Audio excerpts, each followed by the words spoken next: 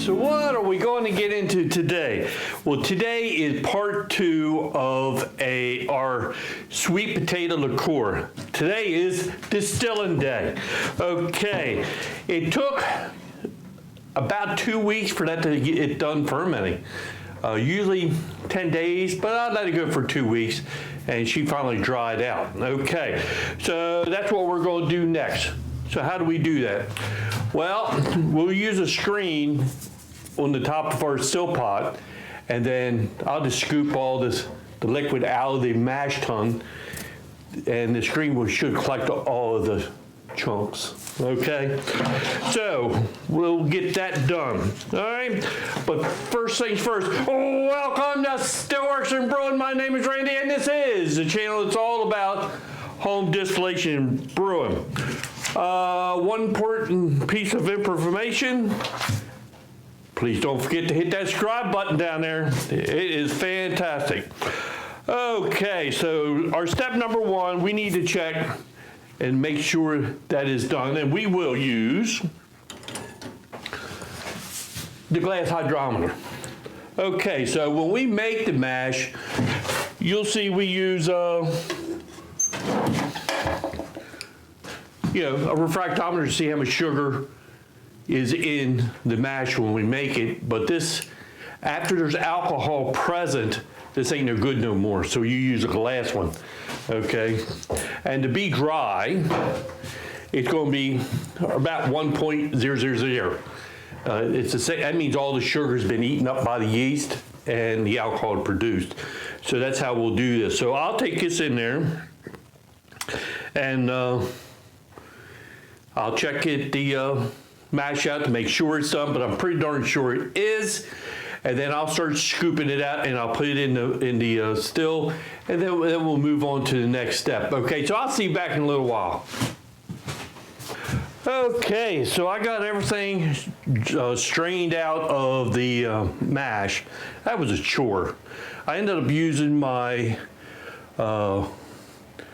sieve bucket method with the brew in the bag. That seemed to work out real well. Okay, so I got some good clean mash in my still pot. Okay, so what's next? Step number 3. We need to degas what's in my still pot, and then we're going to move on to step 4. All right, so let's get that degassed, okay? Okay, it only takes a couple seconds to degas. I got my wine stick and electric grill. So I'm not even getting much gas. So there must not much gas trapped in there. That's great. Okay. A lot of it was degassed when I was straining it through the bag. Okay, it's time to stack that distill. Put that on there. Put a clamp around the cone.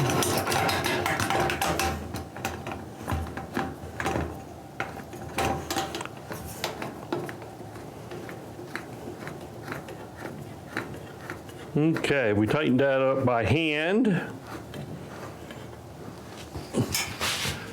Let me grab a couple of clamps here. Okay.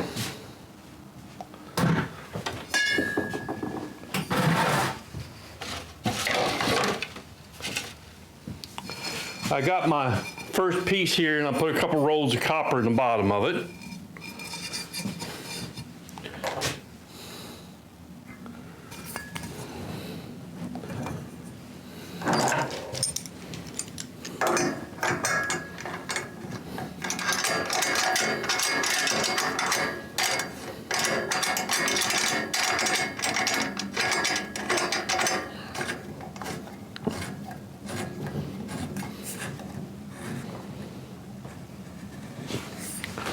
All right, so next thing what we're going to do is I like using a sight glass. It to me, it just lets me know what's going on. So that's what I'm going to add next is a sight glass. I think they're well worth the investment. It saved me from puking a bunch of times, and it just, They're not all that expensive. All right, so the next be another extension.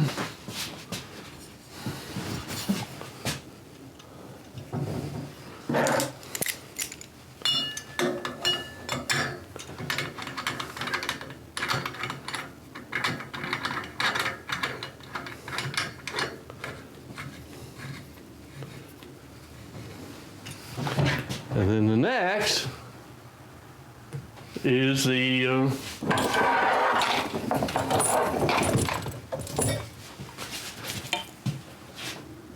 condenser. That's always a tricky one because you got to try to hold it and put everything on. There you go. Once you can do it a few times.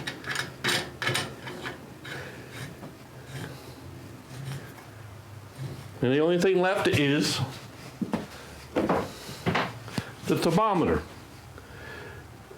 I need one more gasket, one more. Put the thermometer up top.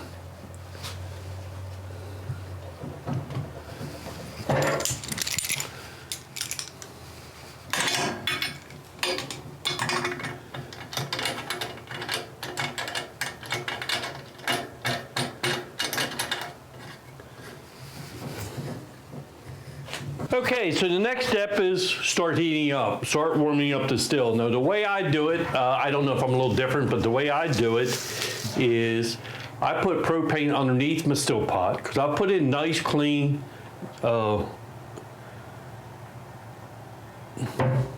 that be a distiller's beer in there? Wort? Whatever you want to call it. I put that in, it's nice and clean so there's no chunks in it. So what I'll do is I'll start a propane fire underneath of it, and I also use a diffuser plate to help spread the heat out, and then I also will run my electric heating element. So what you want to do is you want to bring it up constant and slow, but that seems to me to bring it up faster than just one or the other, and it helps get everything moving around. So that's what's next. All right, and let me get that going and start heating that up, and then we'll check out how it heats the column, how it's all going to heat up, and everything else. All right. So let me get that going, and then I'll be back. Where we're okay, just for update where we're at. I got fire underneath. I got electric going into my heating element. I'm seeing low condensing coming in the sight glass. The column's not warm yet, though. I mean, it's a little bit warm, nowhere hot. I can hold my hand on it. That is your best thermometer on the column, is you'll feel it come up, all right? And you'll feel it before the head temperature comes up. You can watch your pot temperature. In the beginning, I like to watch my pot temperature because then I know what's getting ready to come about. I'm about 130 degrees in my pot, okay? So about, I guess about 145, 147. I'll get a couple drips out, just a couple drips, and then as it climbs a little higher, you'll see it. It might be starting to, it's coming up, it's around the copper that's in the bottom of the column there. But we got a few minutes, but like I've said a million times, don't walk away now. So make sure you got your coffee or your soda, whatever you're drinking, sit back and watch and pay attention. Now's not the time to walk away. Okay? So we'll be back in a little bit to show you what's going on. Close. I almost had a puke. I would have videoed it, but I was running around trying to kill the heat a little bit, but it started boiling up in the sight glass, and I was able to shut the gas off on the propane, and I killed the master switch on the SCR switch. She is producing now. The boiling went back down the column, so it's got a nice drip now, so I can adjust the SCR switch, just inch it up a little bit at a time until I get the drip that I wanted. And I've said this before, I like to go by the drip.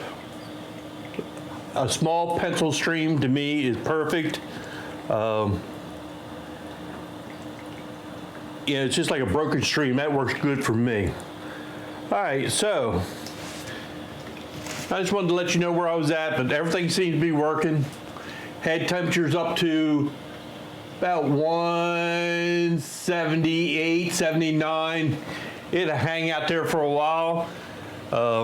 Once I collect off, I'm gonna say 12 ounces off this because it was really it's all vegetables and stuff like that. So I'm gonna collect off about 12 ounces of 4 shots and heads, and then we'll be ready to move into collections.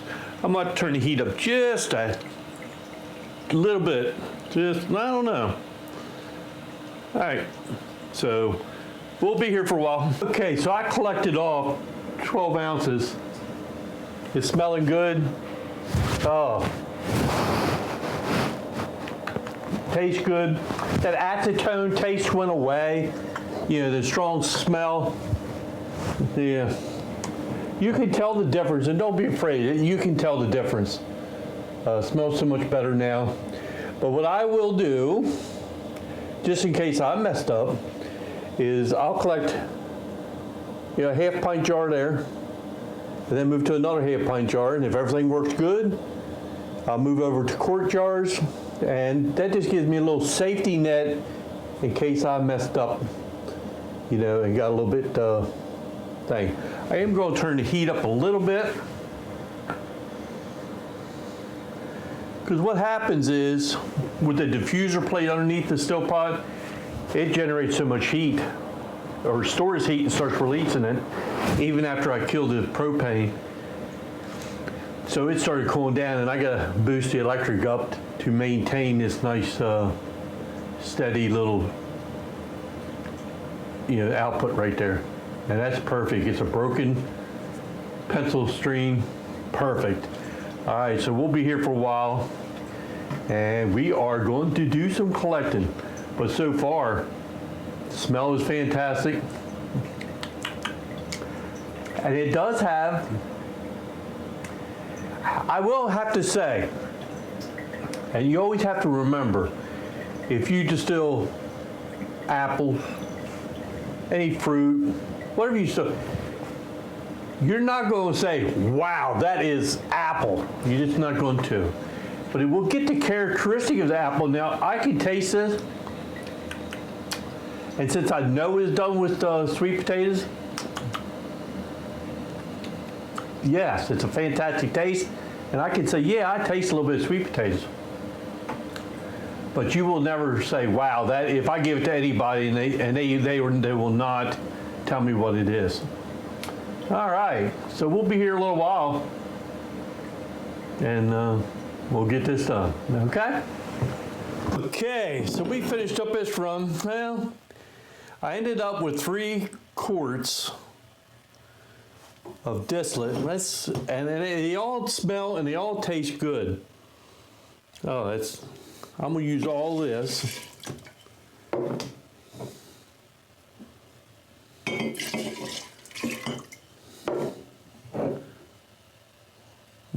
Smells delicious.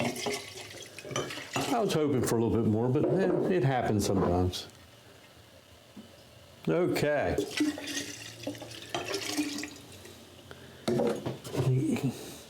Let's see where we're at. Some people ask why I don't stir it up, but you know what? When I pour it in there, it mixes pretty well. Let's see what we got.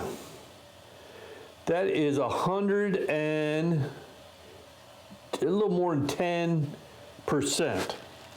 Wait a minute. I'm sorry. 110 proof. So it's 55%. All right, so I know I'm gonna mix 1 bottle of water in there.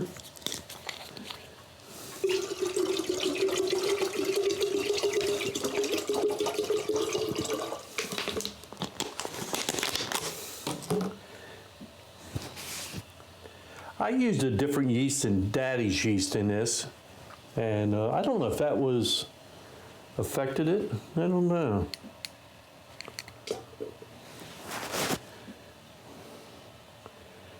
At 50%.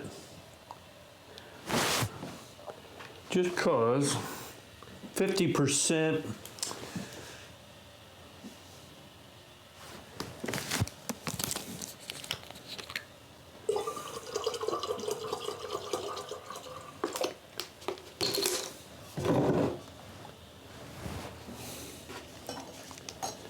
All right, let's see what we got now.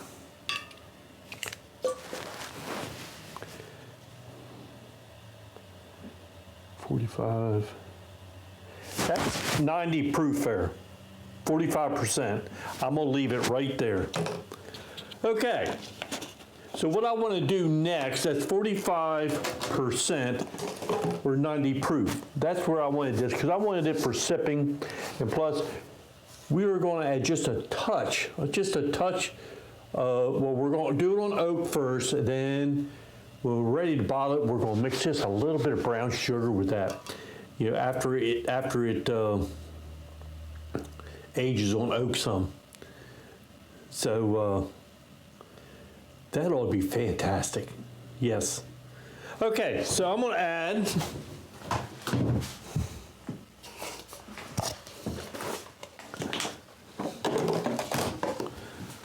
okay, so what do we got there? 1, 2, 3. I'm gonna add 1.5 ounces. I'm gonna add 2 ounces of white oak chips to this. 2 ounces.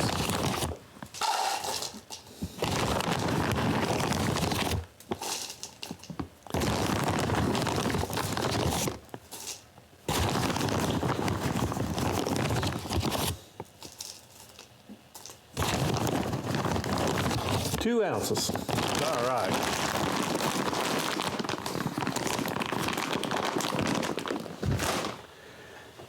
Two ounces of oak chips. Put a lid on it. And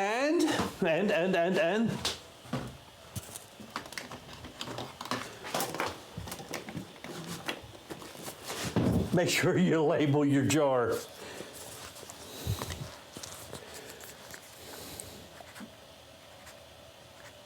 Sweet potato.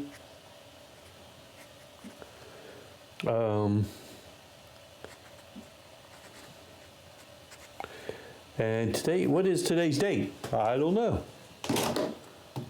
Today is 12, 13.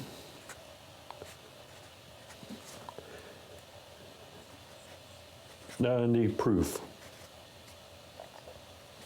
Okay.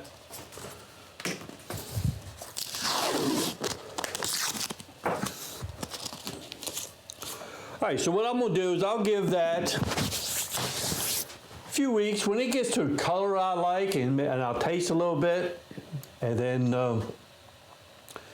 we'll check it out. So that's what I will do. Okay. So I think that is going to be it for today. It's getting dark outside. All right. So I guess the last thing I got to say is, hey, thanks for stopping by, and we'll see you next time here on Stillworks and Brewing. All right, and then when we come back for, just a quick note though, when we come back for this, we'll move on to the next step and finish it up.